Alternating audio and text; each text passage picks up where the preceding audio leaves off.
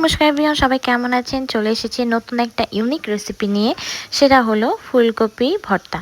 ফুলকপি ভর্তা শুনতে কিন্তু একটু ইউনিক লাগলে ওইটা খেতে কিন্তু খুবই মজা, আর এটা একটা আলাদা ঝাঁজ থাকে, খেলেই বুঝতে পারবেন।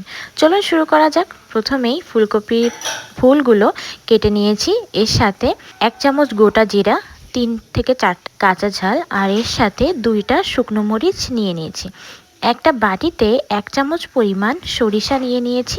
আমি এখানে কালো সরিষা ব্যবহার করেছি। এখন কড়াইতে তেল গরম হলে ফুলকপিগুলো খুব ভালো করে ভেজে নিতে হবে। ভেজে নেওয়ার জন্য ভালো করে ধুয়ে জল ঝরিয়ে নিয়েছি। এর সাথে আমি কাঁচা ঝালও দিয়ে দিচ্ছি। আর এটা ভাজি করার সময় লবণ আর হলুদ দিয়ে ভাজি করতে হবে। তারপর সেটা কিছুক্ষণ ঢেকে দিতে হবে। ঢেকে দেওয়ার পরে যখন দেখবেন এরকম ভাজি হয়ে নরম হয়ে গেছে, তখন বুঝবেন যে এটা হয়ে গেছে। এখন এগুলো তুলে রাখবো একটা বাটিতে। খুব ভালো করে ঠান্ডা করে নেব। তারপর এটা পেস্ট করে নেব। ব্লেন্ডারে করেও পেস্ট করে নিতে পারেন, আর যদি চান শিলপাটায় বাটবেন সেটাও করে নিতে পারেন। এটা আমি ব্লেন্ড করে রেখে দিচ্ছি। এখন কড়াইতে তেল গরম করে লবণ হলুদ দিয়ে 3 থেকে 4টা চিংড়ি ভালো করে ভেজে নিচ্ছি। ভেজে নেওয়ার পর যখন দেখবেন যে একটু হালকা লাল লাল হয়ে গেছে, তখন এটা তুলে ফেলতে হবে।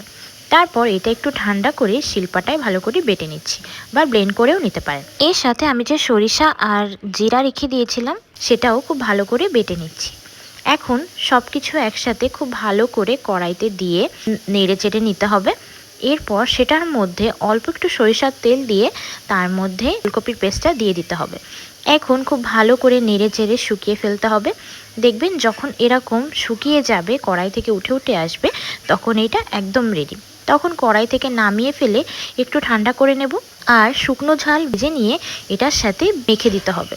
তারপর একটু সরিষার তেল, একটু লবণ দিয়ে ভালো করে মেখে নিলেই কিন্তু রেডি হয়ে যাবে ফুলকপির ভর্তা। এটা বাসায় একবার হলেও ট্রাই করে দেখবেন, এটা খেতে খুবই ভালো লাগে। আজকের ভিডিও এ পর্যন্ত। সবাই ভালো থাকবেন। নতুন হলে সাবস্ক্রাইব করে দিবেন। Thank you.